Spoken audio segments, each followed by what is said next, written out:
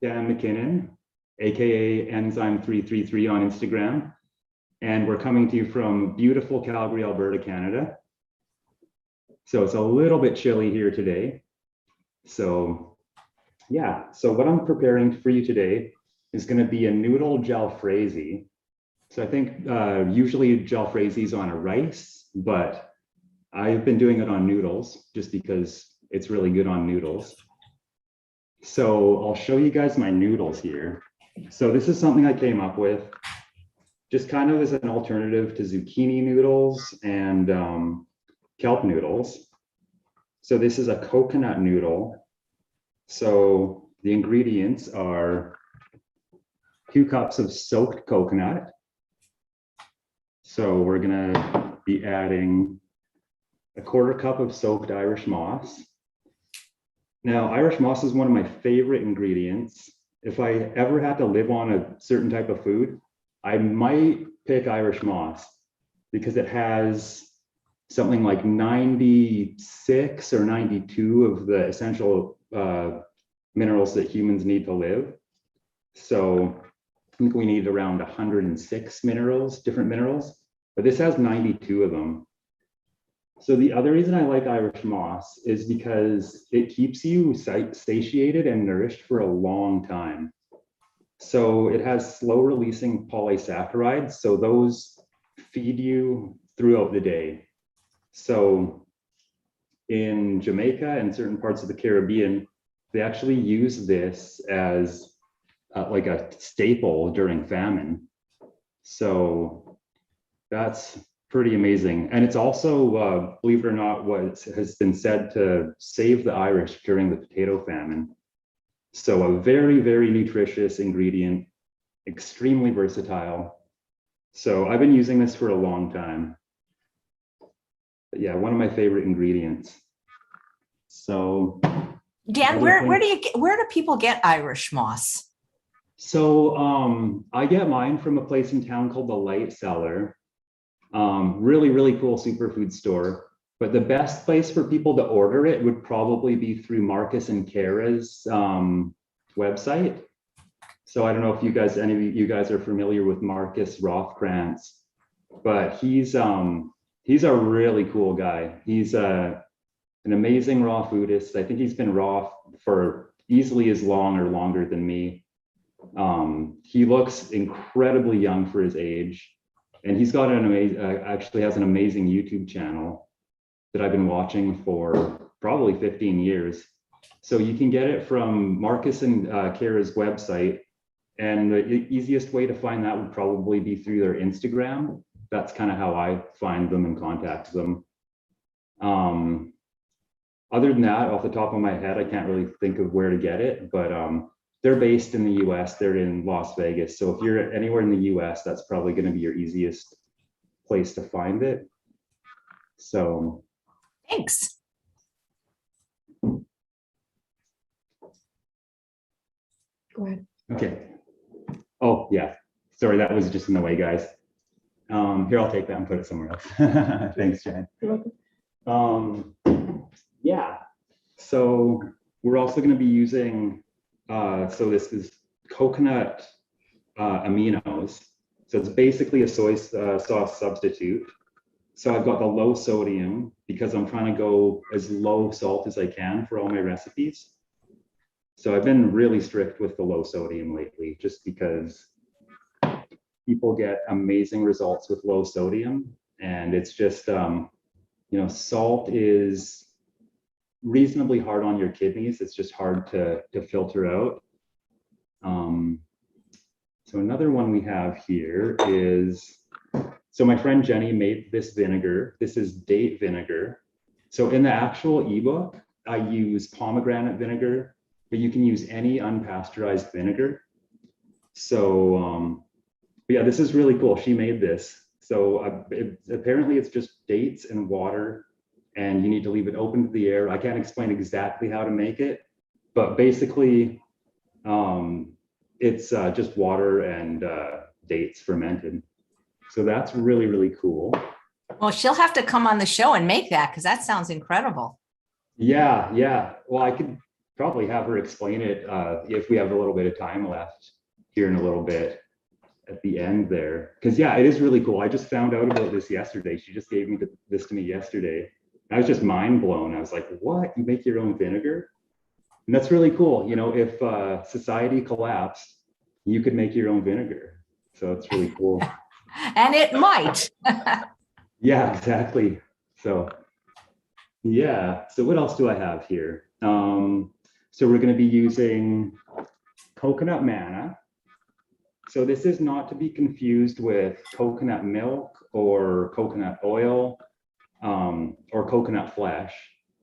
So I'll just crack it open here. But this is kind of, you know, a low fat-ish, you know, substitute that I use for coconut cream or coconut oil.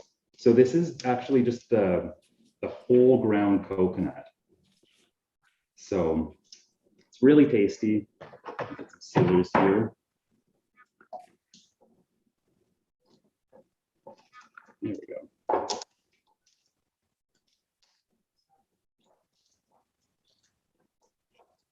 I use this in a lot of my recipes in my new ebook. I think it's in a few recipes in my old ebook, but a lot of my new recipes have this.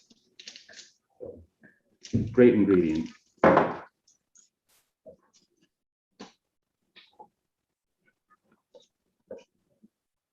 So yeah, there's a little bit of coconut oil that comes to the top, but it's basically just coconut solids. So show you guys what it looks like here. Yeah, it's basically what it looks like. So I'm going to be using 1 red pepper. So I'll get my chopping board out here. Put this to the side.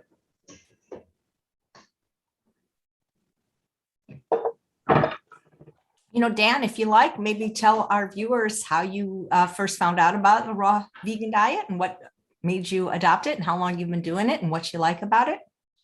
Yes, with pleasure. So I've been raw vegan I've been vegan for almost 20 years now. Raw for most of that time. So 15 to 17 years being raw.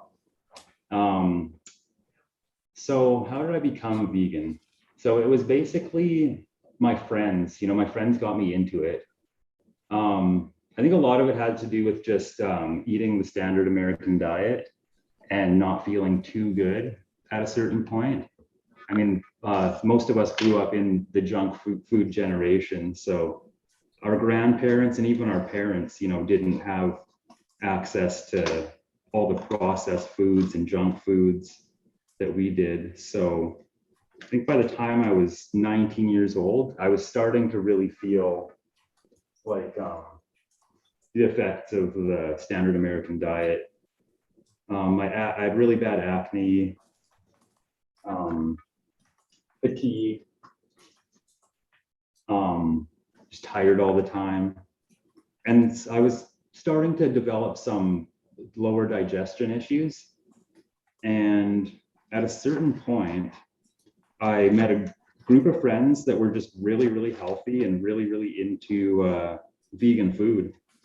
I think I had 5 different friends that were vegan, and they're just always so healthy. You know, like I could tell, you could see it in their face, you could see it in their energy levels, their mood. So when I was with them, we'd always just go for dinner. And there's also all these little like Buddhist vegan places in town here. So we didn't really have too many vegan restaurants in Calgary. It's not really a lot of vegans here. So it's kind of surprising that I found out about the vegan lifestyle in this city. But I mean, I guess it can happen anywhere. So yeah, they just started taking me out for dinner.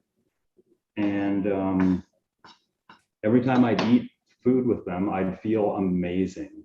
So it was kind of like slowly after eating food with them, like night after night, and then going back to eating whatever I was eating before, I'd feel a drastic difference. So after a few months, I just made the decision that I didn't want to, feel the other way, and that it wasn't worth eating like conventional regular foods. So I got some of my friends together and said, okay, you guys got to teach me how to cook vegan food. So yeah, I'd go over like 1 or 2 nights a week, and they'd show me certain different recipes. So, and they were all amazing chefs. So I was really lucky when I first became vegan. So I was vegan for a couple years. And when I became vegan, I was shocked how good I felt. It was just amazing, tremendous energy. My athletic ability got way better, full of energy. My mood brightened up, happy all the time. So that was a real blessing. So I was vegan for a couple years, and eventually I found out about raw food. So basically how that happened is I just stumbled into a raw vegan cafe in East Vancouver. So the city of Vancouver has a lot more vegan restaurants than we do here in Calgary. So I was out there visiting, and my friends and I were there basically just to go skateboard and ride all the skate parks out there. It's a kind of a cool city. There's a ton of skate parks, and I think that at the time there was something like 30 vegan restaurants in the city of Vancouver, which is amazing. But coincidentally, like my wisdom teeth were cutting through at that time. So I had an infection where my wisdom teeth were trying to break through, and it was just driving me nuts. So I couldn't eat sugar. So I called some friends and asked them where in Vancouver I could eat that didn't serve sugar or didn't have a lot of sugar on the menu. So they told me about this little place called the Rooted Cafe. So this was in a grocery store supermarket that was 100% vegan. And it's still there. It's still a complete vegan grocery store and cafe. Although they don't have as much raw food there as they used to, which is kind of sad, but still a pretty cool place. But anyway, I ended up like going to the Rooted Cafe and ordering my first vegan meal. So I walked in, and my wisdom teeth were just giving me trouble, excruciating pain. So I sat down, ordered a meal. I think I ordered like a piece of raw pizza, which was amazing, and like a salad that was like up to my chin. I was so shocked by how big the salads in this city were. So I think, 10, 20 minutes into digesting the meal, I wasn't even actually finished the meal, and the pain in my tooth had actually subsided. So the raw food that I was eating had actually probably raised my immune system to the level, to the point of like the pain at least going away. And I don't know like exactly how the science of that works, but who knows, maybe it just made me alkaline right then and there. And I think a lot of it had to do with just like the good vibes of the cafe. It was such a cool place. Like imagine like a grocery store of like all complete produce with a little raw vegan cafe tucked away in the corner, and then just happy raw vegan people, and all the customers were super chill and super fun to be around. So that was really cool. So it was a really high time in my life. So a bunch of my friends and I were always eating there. So I ate at this cafe for a week consecutively, breakfast, lunch, and dinner, because I didn't want to eat anywhere else. I was on vacation, and yeah, so I just stuck there. It's like, yeah, I'm just going to eat here. So I think throughout the course of a week, I tried everything on the menu, So yeah, but basically like the next day, 2, 3 days into it, I noticed like my lower digestion was feeling so good. And it was really, really surprising. So I didn't think you could feel that much better than being vegan, because I already felt so good, on my vegan diet compared to what I was eating before on the standard food diet. And yeah, I was just completely surprised that being vegan could feel better. So yeah, that's basically my story. But after that, I started getting really, really into raw food. So when my friends and I got back here to Calgary, we were just so impressed with raw food and how we felt. We were like, we got to learn how to do this. So we were doing little raw food nights. So 1 or 2 nights a week, we'd all have this big gathering and we'd all just learn, we'd like look into books. I think the first book we got was written by a guy named Giuliano. I don't know if anyone's Giuliano, familiar. like he from Santa Monica, he had a raw restaurant. Right. Yeah. Yeah. And he had this amazing, like wacky book with all these crazy recipes in them. And he was just so creative. Like he didn't care, what he'd put in food, but it would always taste good. So some wacky recipes, but so delicious. So yeah, we got Giuliano's book and a few other raw food books. I forget what the other ones were called, but we'd do, 1 or 2 recipes a week between the group of us, and within 6 months, we were all actually becoming pretty good raw food chefs. And then at that point, we started to deviate and try our own thing. And then, like I said, this group of friends that I had were amazing chefs to begin with. So we applied, their skill to the raw food scene, and just little things that we had learned. I took some inspiration from my family, from my mom, from my grandmother. So we're from a Ukrainian background, so lots of things like pierogies, cabbage rolls, a lot of those type of flavors. Yeah, so that's basically how it started for me. Nice. So I guess right now I should show you guys. I better do this because it takes 45 minutes to soak these noodles. But so what we're doing is we're going to take these pre-soaked noodles and we're going to put them in water. And I'm going to show you guys how to make these here just as soon as I get these soaked. The water here. I'm looking at your Instagram and you have what appears to be a hot dog, a gingerbread house, donuts, gingerbread men. It's like, it blows my mind that all this stuff is raw. I'll post a link to your Instagram page for people to see these photos. Yeah, I started getting really creative after a certain point. It's just, I noticed a lot of things in the raw food world hadn't really been done yet. I mean, I hadn't seen hot dogs. I was like, how come nobody's made a hot dog yet? And the hot dog's definitely using the Irish moss. So I think my first hot dog I made was an Irish moss hot dog. Call it the Irish moss dog. So these just soak in the water here for 45 minutes to an hour. So hopefully it doesn't take too long, but either way, we'll get it done. So next step is to make the batter. So I'm going to show you guys how I actually made the noodles here. So, cups of soaked coconut. So you want to pre-soak the coconut for a couple hours. I tried to do it a couple days ago without pre-soaking the coconut, and it was really hard on my blender because I don't have a Vitamix yet. So I'm just using a small blender. I'll show you guys what I usually use. So this little mini blender is basically what I make all of the raw food on my account with.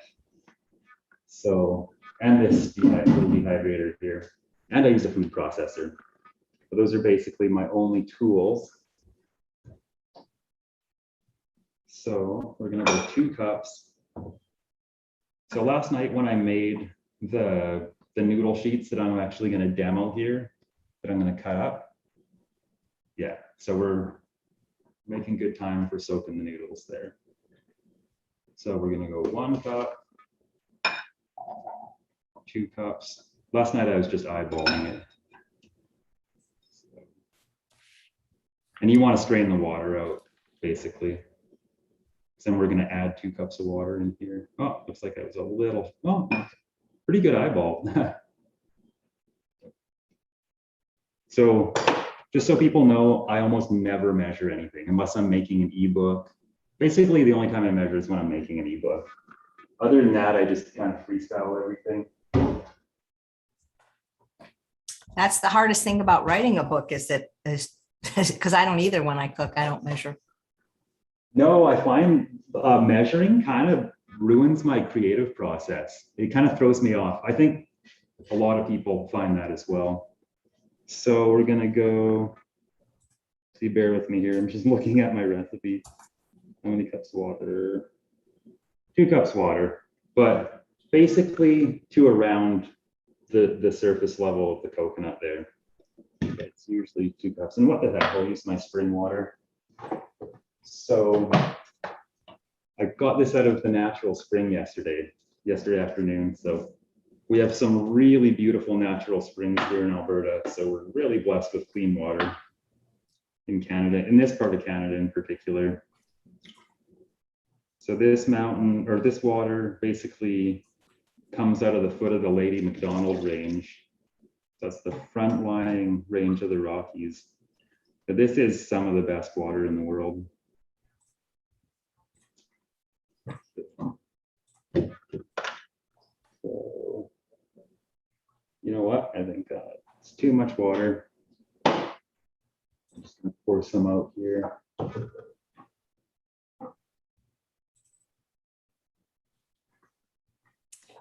You know what our audience loves to know about every guest is if you could walk through what you eat in a day.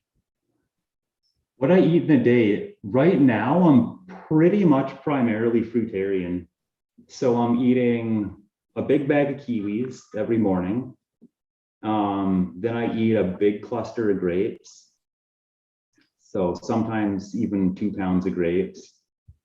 And then I'm eating about 10 bananas, 10 to 15 bananas, and then just snacking on different various types of fruit throughout the evening. But that's only been going on for a couple months now. So usually, like typically before I went on this big fruitarian kick, I was doing basically a lot of fruit like that, but I was eating like a giant salad after that. And then sometimes I'd make burgers to go with it, or sandwiches, sometimes dumplings, sometimes sushi. But it's basically mostly fruit right now. And that's just because I'm kind of going on somewhat of a cleanse. And the reason for that is that I overdid it with the yerba mate. So I don't know if you guys know what yerba mate is, but it's evil stuff. So I think that I sort of started to stress my adrenals a little bit with the mate. So that's kind of why I'm on this big fruitarian kick. Because apparently eating a bunch of grapes is really good for your adrenals and really good for your kidneys, just good for cleansing and healing. So that's what I'm doing right now. So no grains? No, I don't eat any grains right now. The only grain I really use. No, greens, not grains, Oh, greens. greens. Yeah. Oh, you know what? I missed one thing. I'm eating a lot of duckweed right now at the moment. So duckweed, it's an algae. It's basically a pond algae, and it has, I think, 20 or so amino acids, including all 9 essential branched chain amino acids. So it's basically, it comes in a big tub. It's a powdered duckweed. A lot of the time I'm putting spinach in my smoothies, in my banana smoothie. So I'll put spinach and duckweed in the smoothie.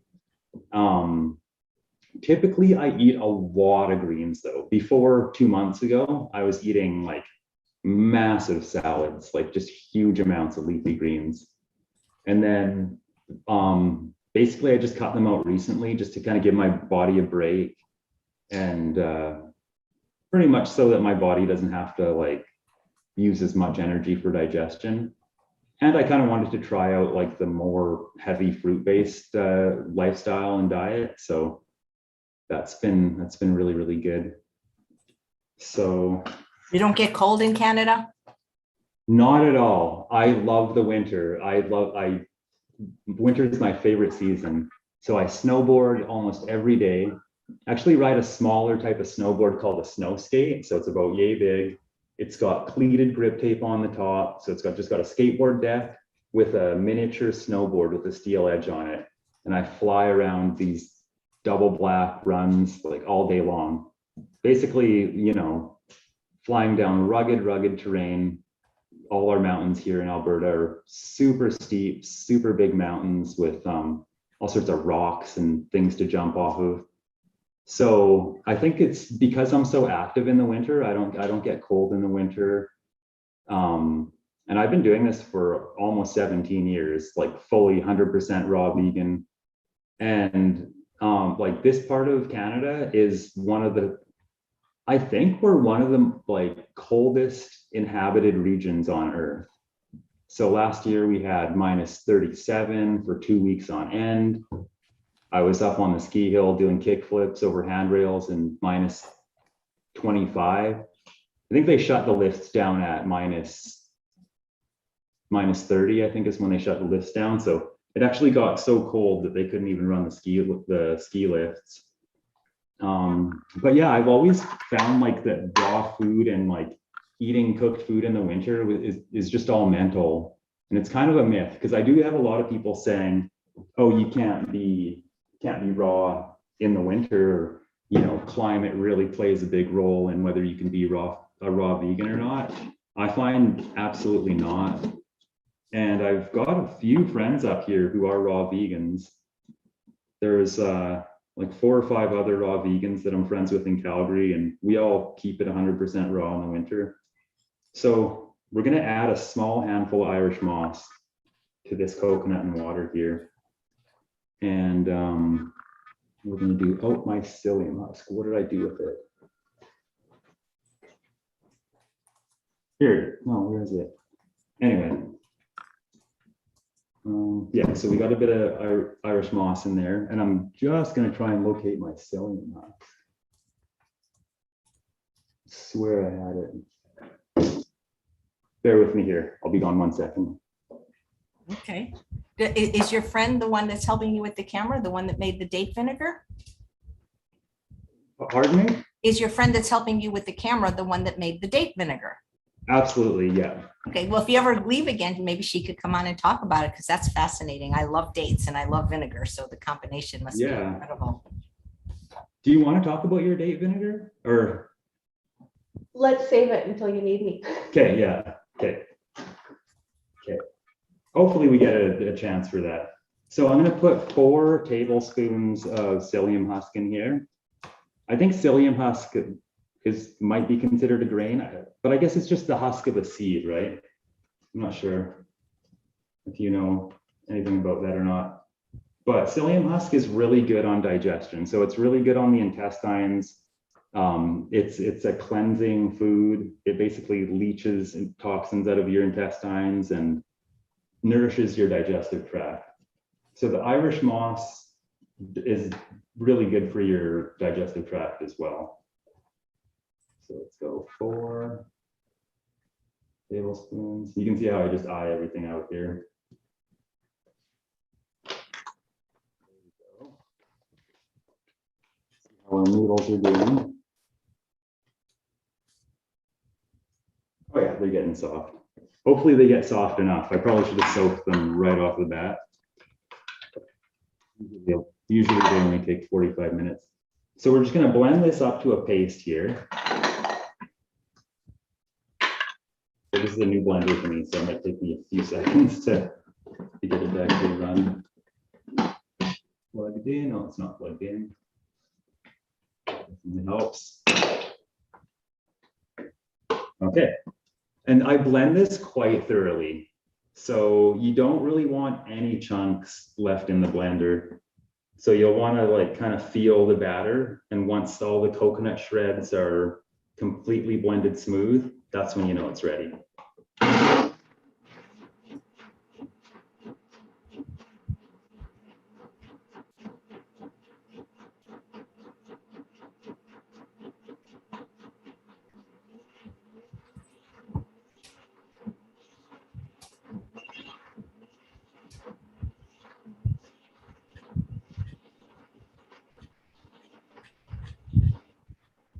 I'm looking at your book, Raw to the Core, that's part of the bundle. You've got chicken nuggets. So cool.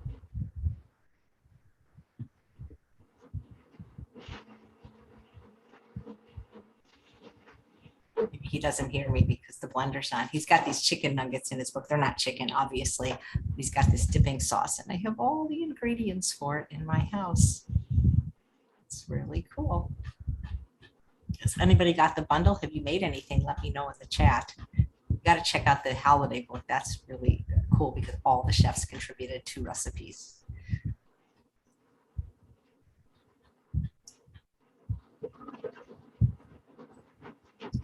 A lot of blending. Really well. Yep. I was saying that I was looking at your book, Raw to the Core, that's part of the Ultimate Raw Vegan Bundle. And you have chicken nuggets.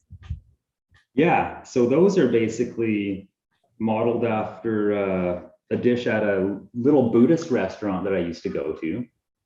So yeah, except on their menu they called them dry ribs, but it tasted more like a chicken nugget. But they're just so good, and it's the spice combo on the outside that they're dusted in that's really, really good.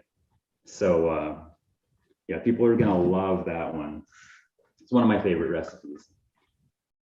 And I've recently kind of redone that recipe to make it like completely low fat, completely nut and seed free. So my new book, there's no, let's go in here.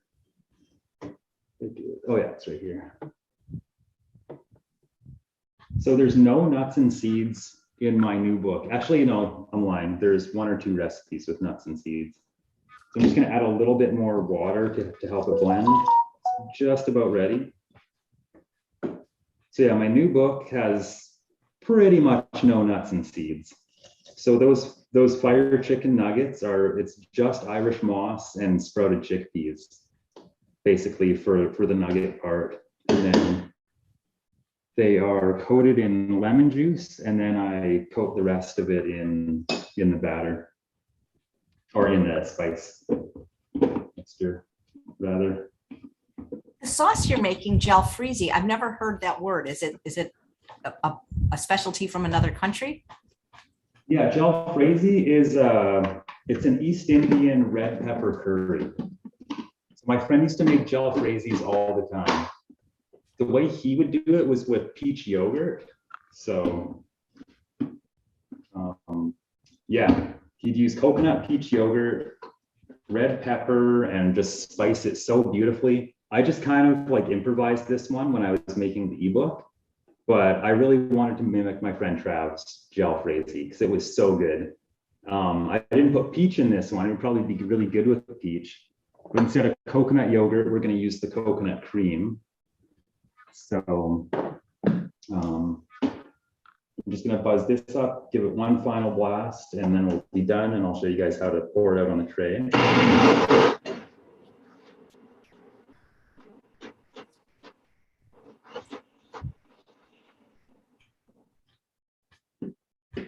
You have a recipe for lox, a raw lox. That's something I haven't seen. Yeah, well, I've seen vegan lox bagels, but yeah, I haven't seen the raw lox. But I mean, I do a lot of donuts and I do a lot of white breads. Like the white bready kind of stuff is one of my specialties. So I think this will need the full 2 cups here. Yeah, so it's actually really, really good. So that's just marinated papaya. So the papaya is marinated in liquid aminos and seaweed and a little bit of lemon juice. And it's actually really, really good. Yeah, I like that one. Okay, 1 more time here.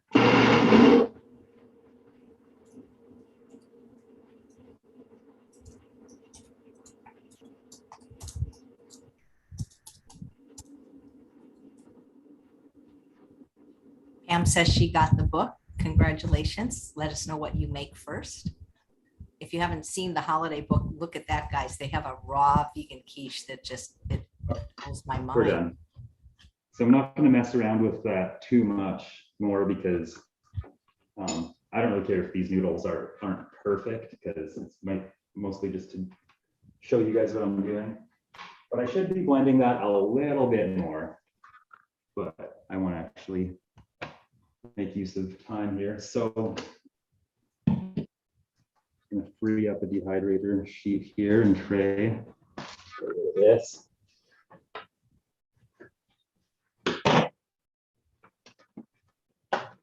So this is what you're gonna be working with, you know, at a certain point. So we just cut this into strips, and I'll show you guys that in a second. Use the dehydrator tray. Actually, I am gonna need to blend this. Sorry, guys. Quick.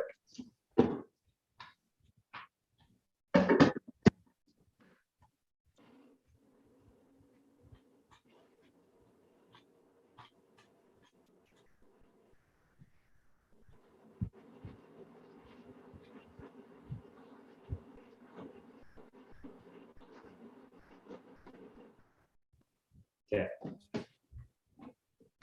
So now this batter just goes onto the dehydrator sheets. Can you guys see this? This should be in view. Yeah. Perfect. So onto the tray.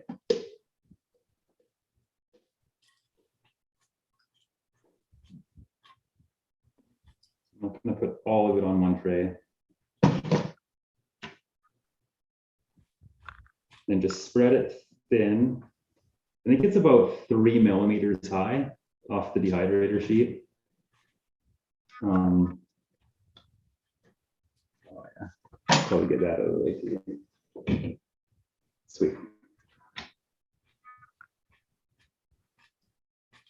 So there we go.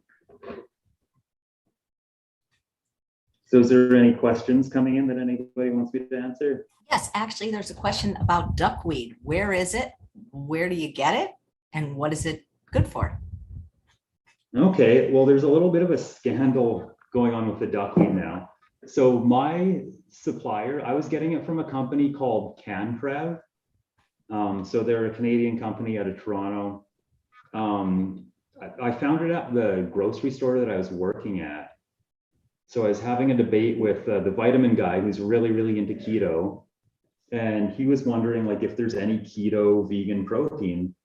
And then at some certain point, we stumbled on the duckweed in the vitamin department, and it said vegan super protein. So apparently it's one of the highest concentrations of protein in any plant. And like for my friend who was keto, it was low carb or whatever. And he was like, whoa, cool, you know, but duckweed, so I was getting it from CanPrev. But they've discontinued the duckweed, which is really, really sad, because when I drink duckweed, it's basically a powdered green, but the way that I'm ingesting it is just in water, or I'll mix it in like a banana pudding or something, or put it in a banana shake. And you feel so good when you take the duckweed. It hits your stomach and you're just like buzzing with energy, brings your mood like right up instantly. You're chipper and cheerful. But it's supposed to be good for your gut. I guess it contains B12, I found out the other day. What else is it good for? Like I said, it has all 9 essential branched chain amino acids. So that's really, really good if you're, you know, working out or bodybuilding. One of my other coworkers at the grocery store was, he's really into bodybuilding. He's always taking these branched chain amino acids. And I'd always ask him what he'd do, because he was like super big and super ripped.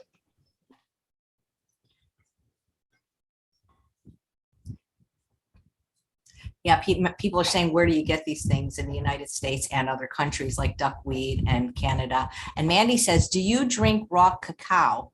And does that stress your adrenals?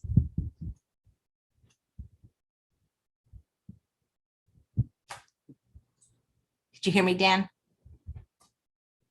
Uh-oh, is he frozen? He's in Canada, might be frozen. Not only is he frozen, but he's gone. So how y'all doing? Oh, he's coming back. Woohoo! I don't know what happened.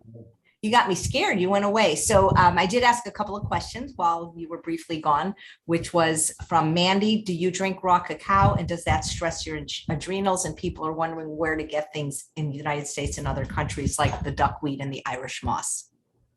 So yeah, the Irish moss for sure from Marcus and Cara. They're definitely the best. And I like Marcus and Cara. They're cool people.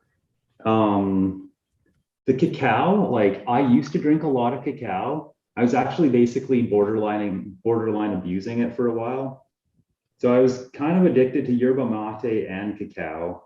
There's kind of a story behind how I got addicted to the cacao. But basically, a couple years into being a raw vegan, an ex-girlfriend of mine gave me mono. So if you guys know what mono is, it's the kissing disease or whatever. And it makes you really, really tired and really, really sluggish. So a friend of mine introduced me to yerba mate just as I was getting over the mono. And it gave me a lot of energy. Like I could not deny how much energy it gave me. And it gives you a really good buzz, like a really nice feeling. It's packed full of theobromine, which is the same active ingredient that chocolate has in it, along with caffeine. And so I got addicted to stimulants after that because I just never quite got off of the yerba mate. So there's that. So I'm gonna put that in the dehydrator. But yeah, I was drinking way too much cacao for like 10 years, 8 years. And I think it really, really stressed my adrenals. And I guess that puts strain on your kidneys and it's just not really the best. So I'm gonna go 115 degrees on that, turn it on. So, I mean, cacao once in a while, I'd say great, do it once in a while, but just don't, let what happened to me happen to you because I was just loving it way too much. I basically like get super, super jacked on cacao and go snowboarding, skateboarding. I'd be flying down the hill at like, 40 miles an hour, jacked on caffeine. It was a lot of fun, but probably. Froze again. That's the thing when you're in other countries. Come back, Dan. Hey guys, if you got the bundle or if you're thinking of getting the bundle, I just found an incredible recipe for a salt-free kimchi. And that is something I've been wanting to do for a long time. You back? Okay. Can you hear me, Dan? Oh, good. Okay. Yeah, I can hear you. Great. Half cup red pepper.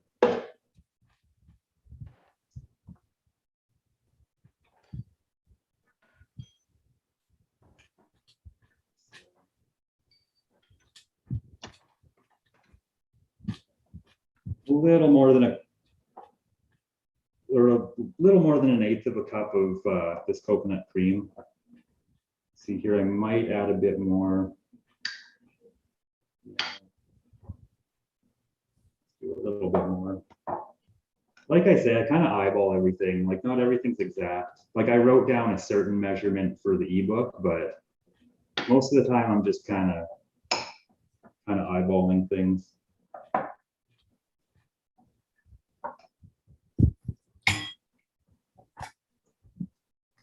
I think I'm going to do a full quarter cup. Yeah, let's go full quarter cup.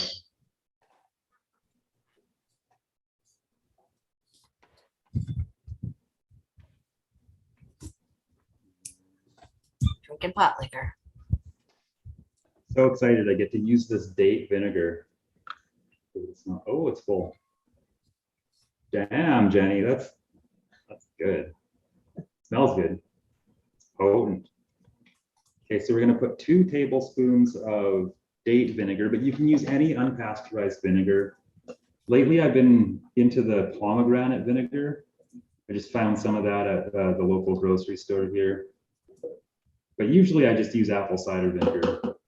So 2, or not tablespoons, those are tablespoons, not teaspoons. I always get them mixed up at all the wrong times. And then we're going to go, let's see here.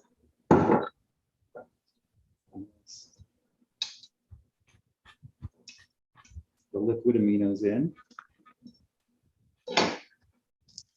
Yeah, I'm really excited about the snowboarding season starting up here. We've got, I think, 6 days to go. And then the ski hill opens up. So that's how cold it is in Canada. We're basically like already snowboarding.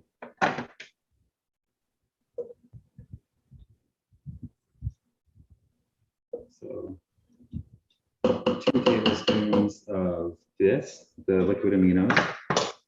And I use the low sodium stuff because low sodium is obviously where it's at. And then I'm just gonna grab the book here. Water.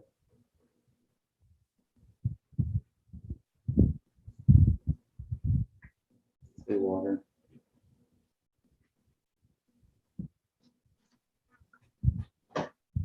Okay, I'm just gonna eyeball the water. I'm thinking it's the 1/4 cup in to start.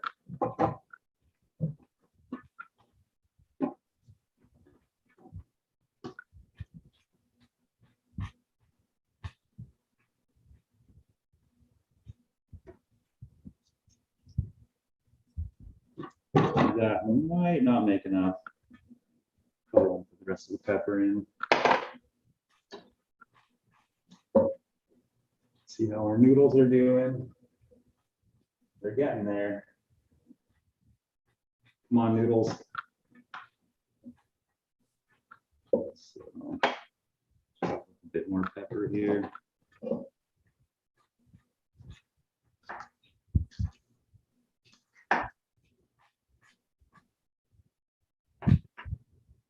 Yeah, one of my favorite things about raw food is just how versatile it is and how new it is. So a lot of things haven't been done yet, and there's no, as far as I'm concerned, there's no like real set way to do raw food. You know, you're basically just that smells really good. You're basically just mashing up, you know, plants and putting them together. So you can get creative with it. I'm gonna put a bit more of everything in here, I think.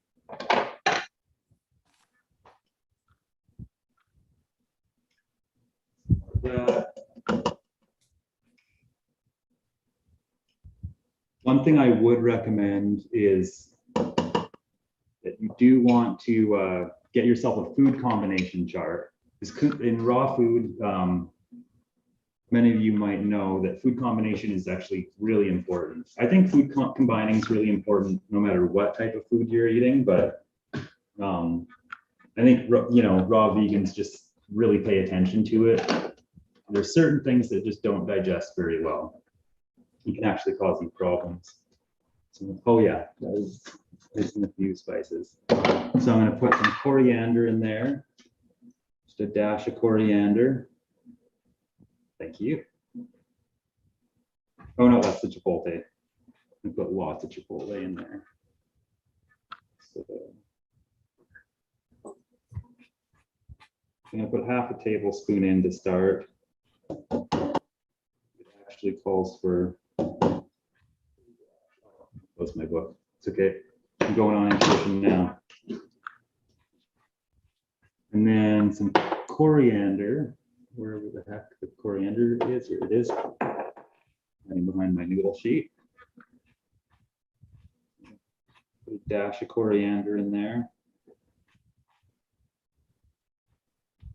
It's kind of funny. I made one jalfrezi recipe for the book, completely lost it, and then I ended up like making this second one here, and it's actually pretty good. I think I basically did it exactly the same. Put a little bit more water in here.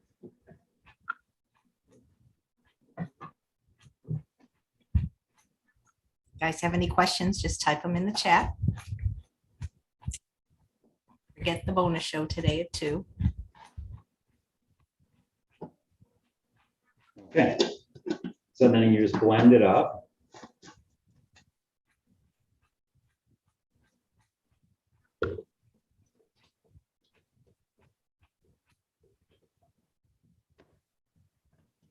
I like these little mini blenders for sauces just because a lot of the time the sauce doesn't go, you know, splattering all to the outside, and then you don't have to spatula everything down.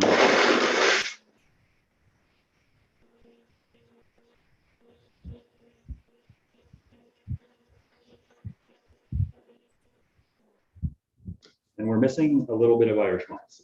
Good thing I caught that. So there's the Irish moss there. Here it is. So small handful of Irish moss.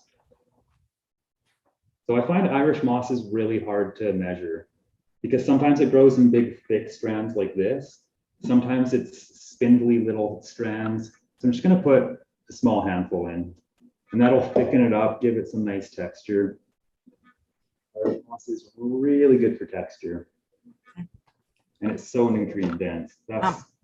Here's a question so from Manica. Do you eat all day, or do you do a certain time frame window of your eating? So I wake up and I start eating kiwis right away because just because they're citrus. Citrus is really good for getting the lymphs moving. It's really good for cleansing. Then I'll start eating grapes, and then I'll do like an Irish moss banana kind of smoothie. And but yeah, basically I'm eating every couple hours, every time I get hungry. And then, like I say, like typically I'd usually smash like a big salad or like a large raw meal. But and then sometimes I'll make like some sort of gourmet things to eat in the evening, like sandwiches, cookies, cakes, things like that. But a lot of the time I just eat fruit all day and then just smash like a big giant bowl of raw veggies. And I try to hit at least 2,700 calories a day. So it's been working pretty well. I eat a lot more in the winter. I have just a bigger appetite in the winter, but it's all raw. I don't ever eat cooked food. I mean, I'm not super strict with myself. Like maybe once every 7 years, I'll eat a cooked meal and just be like, why did I do that? I don't feel as good. And then I just stay raw for another 5-7 years. But yeah, so that's basically what I do. And I'm just going to give us another blend here, so it's going to be loud for a bit. Okay.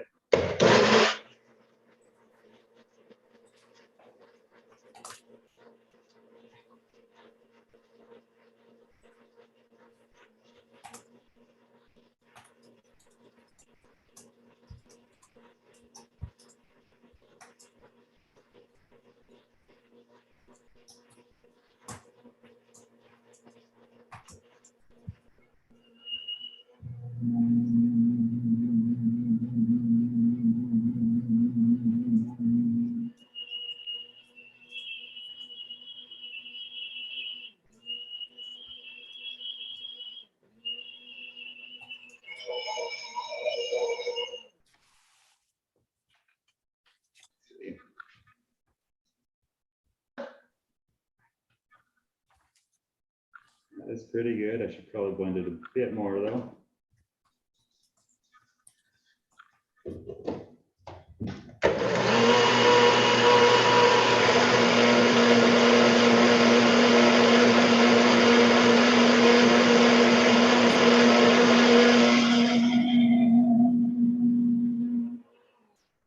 So how are we doing for time here? Are we allowed to go slightly over an hour? Yes, yes, actually you are, but Okay, yeah. But I do have an interview at 12:30 with somebody else, so you can't go too much over. But yes, you can go slightly over, no problem.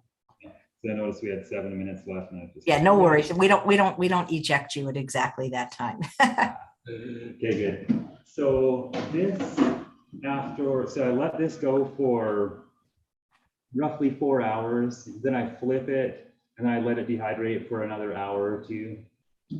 So I had to set my alarm in the middle of the night to make this one, which was kind of funny, but it worked out pretty good. So for the noodles, we're just cutting the noodles into strips now. So I try to go as fine as I can. I might just shave the end off here. Oh, be good. Pretty durable, actually. So try and go as thin as you can. It might crack a bit on the end where some of the drier bits are, but that just kind of happens. So you're cutting a strip of noodles. carefully.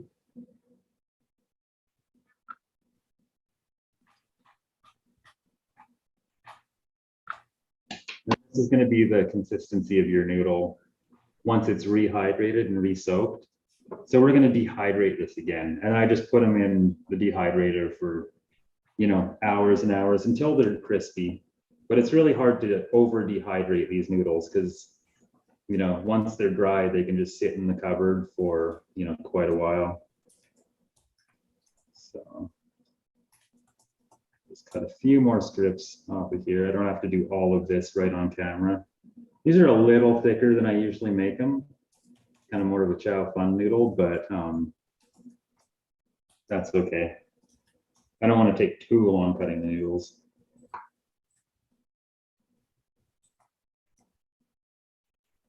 So you got to make these. There's no place to buy these kind of things, right? Already made.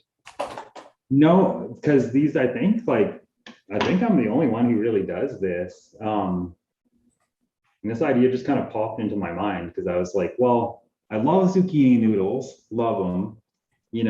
I love kelp noodles. I really like kelp noodles. But sometimes you just want like a really soft noodle, right? That just nice and flexible and durable, right? You can actually like take your fork and wind your fork up.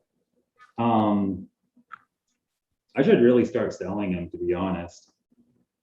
I've had people ask me on internet or on Instagram if they can buy these noodles or if I can, ship them to them. I said, yeah, sure, eventually, because they do travel well. They'd be really good for that. So yeah, thanks for the idea.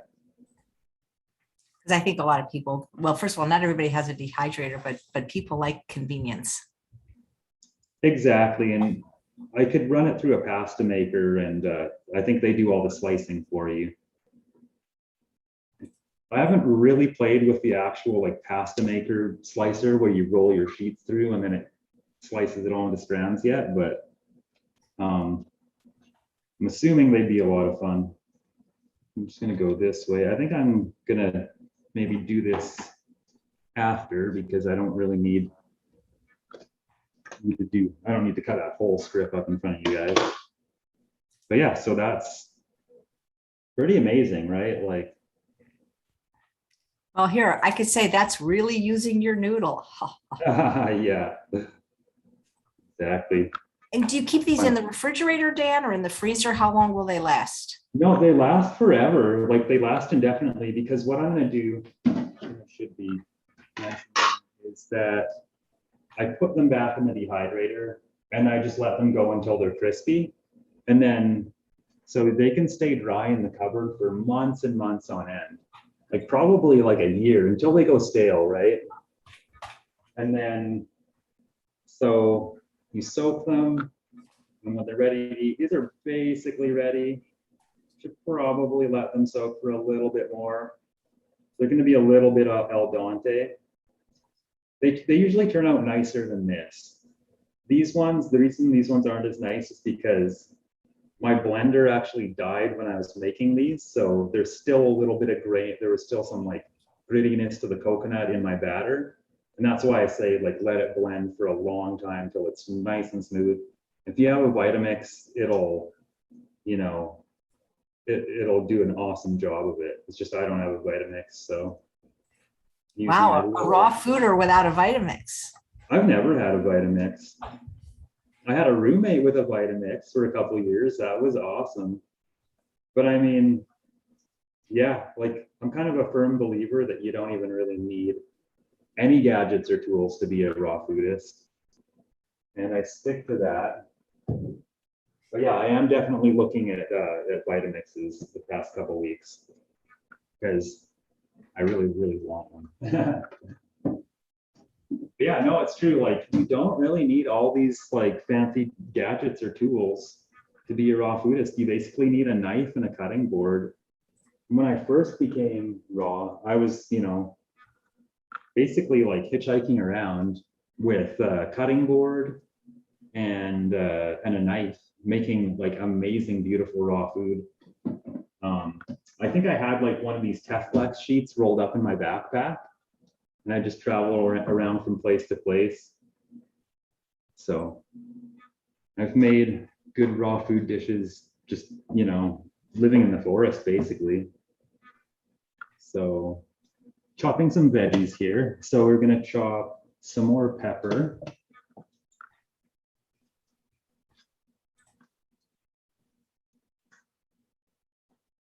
So the last one I made, the one that I made for the ebook, had red pepper in it.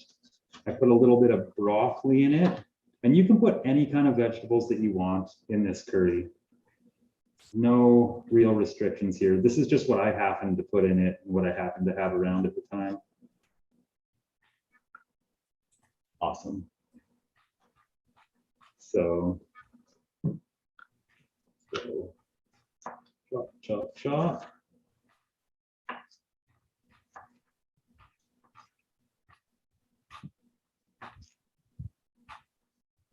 So I'm just going to cut these into smaller strips. So cut them lengthwise, and then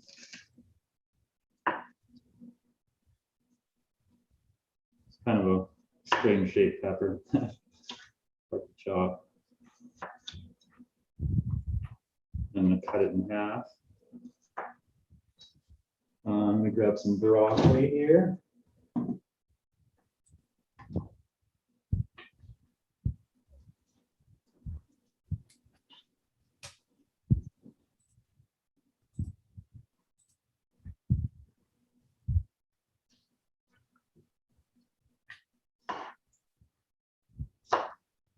I think I had sprouted chickpeas in their original recipe in the book too. I just didn't have any sprouted chickpeas around, and didn't really have time to sprout any. Should be good. I'll put it all in. What the heck.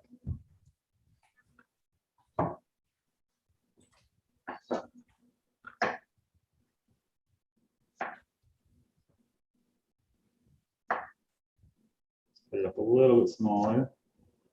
And this will soak up the sauce really nicely. Really good with broccoli in it. Yeah, it's kind of funny. I've never actually looked up an official jalfrezi recipe. I just had my friend make the peach red pepper jalfrezi with the coconut yogurt.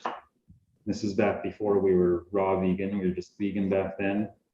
But it was just so good. He'd make it all the time, and it was my favorite dish that he'd make.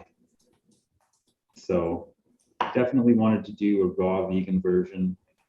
And I needed something to use my noodles on, so jalfrezi it is. So there's that. I'm just going to quickly chop up some zucchini. Here's my zucchini. Oh, here's a fun question. I didn't see it. I'm sorry, Liz.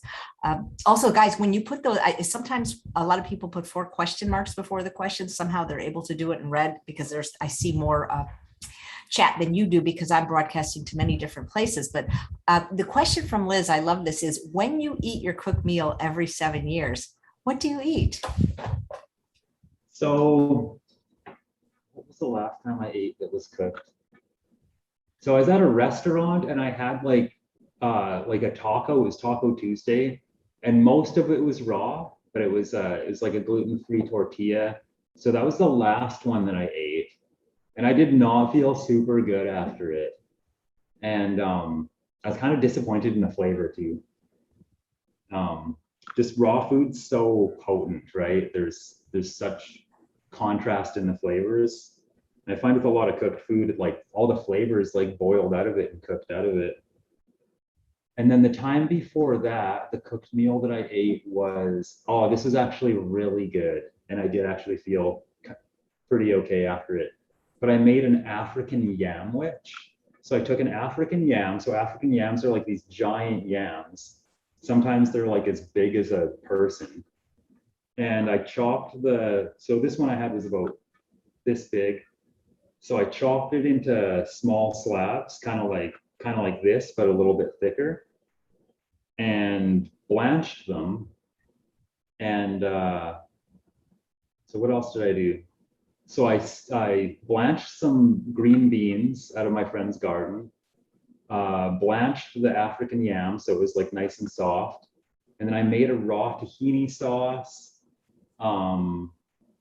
with chopped dill. There's dill in the tahini sauce, garlic. So it was a garlic dill tahini sauce with the steamed beans and probably some other veggies in it, some other soft veggies, maybe some lettuce. And I took the two big round pieces of African yam and used them as like bread. So it was it was so nice. It was basically like a shepherd's pie African yam sandwich, like blanched garden yam or garden beans rather. And yeah, just a beautiful, beautiful dish. And I felt pretty good after that. So certain meals, and I think the other one that I ate was my friend Madrone made a really, really beautiful borscht. And I was on his acreage. There was a party going on and he had made it and it just looked really, really good. And I was just like, yeah, I want to try Madrone's borscht. And it was really good. I didn't feel a drop in energy from the borscht. But like any other times that I've had like dishes with rice in them in particular, I usually don't feel as good. So we're gonna do here, I'm just gonna grab my bowl really quick.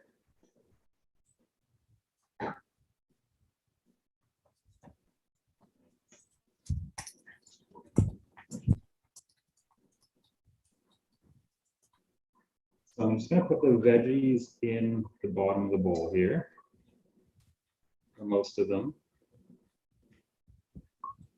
So let's see how my noodles are doing.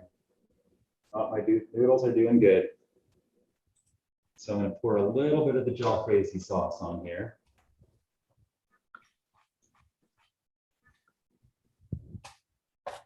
Yummy. I should taste it.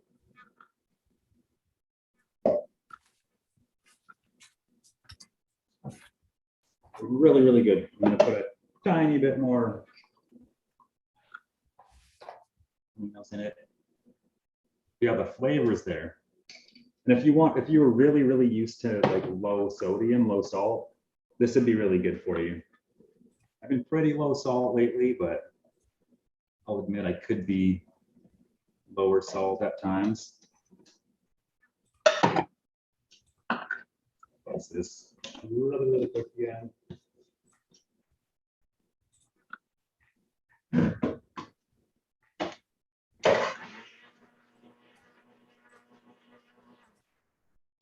And now it'll be perfect.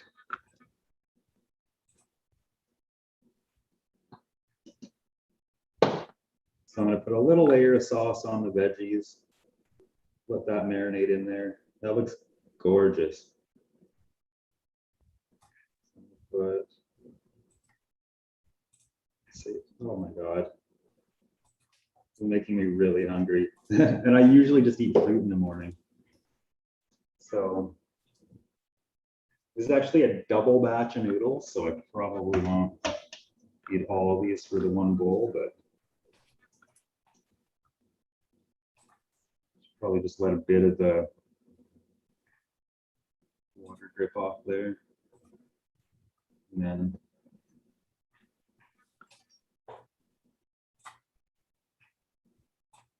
curl it up all nice. Should I put more on? Yeah.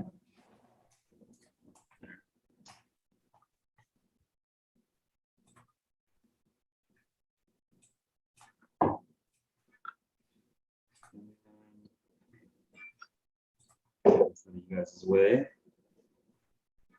A little bit more sauce on top. Well, actually, maybe I'll put some bit more veggies on there.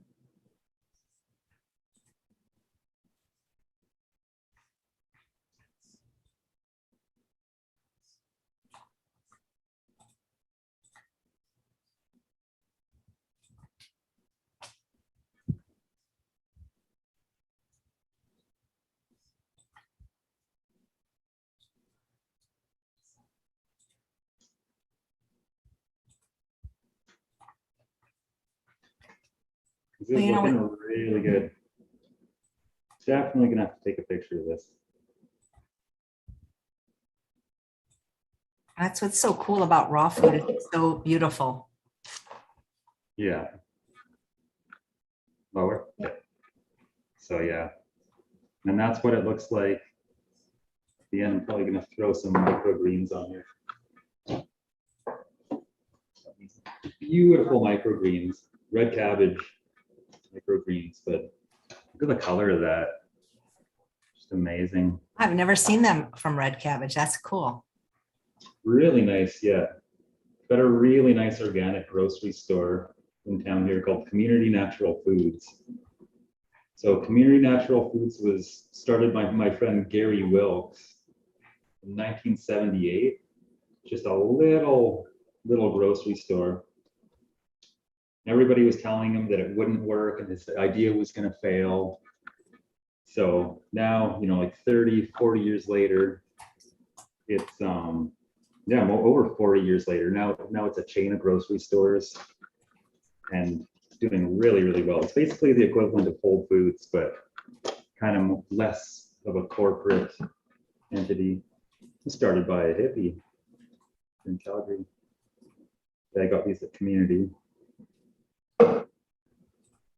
And it's done. Red Pepper Jalfrezi. That is very beautiful.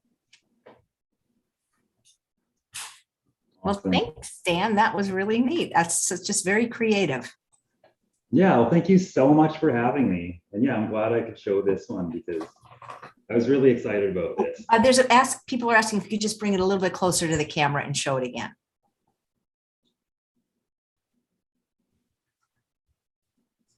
But you have to talk for it to trigger you. Okay. So yeah, here it is. Do you guys see that? That looks great. Mary's saying, what about buying coconut wraps, which are just sheets of coconut, cutting it into strips? I'll bet you anything that would work. Yeah, that would definitely work. Because this is basically a coconut wrap. I just made it because oddly enough, in Canada right now, like I haven't been able to find coconut wraps. We used to get them. And that's kind of why I started experimenting with coconut again. I'd made these years ago, but it had been a while. So yeah, we just don't have any coconut wraps. I used to make my pierogies with those coconut wraps. I used to cut them into squares and soak them and then rehydrate it kind of like I'm doing, and then pinch them together.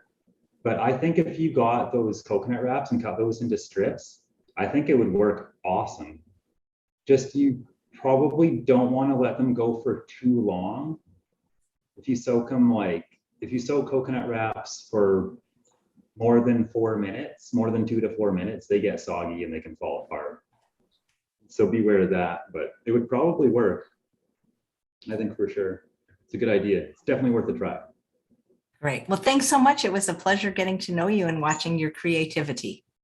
Awesome. Thank you so much for having me, Chef AJ. My pleasure. And please put that on Instagram so that we can see it, a photo. I'm going to take a picture right now. Terrific.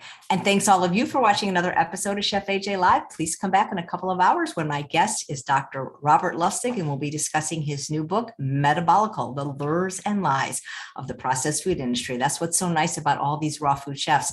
There's no processed food in their recipes.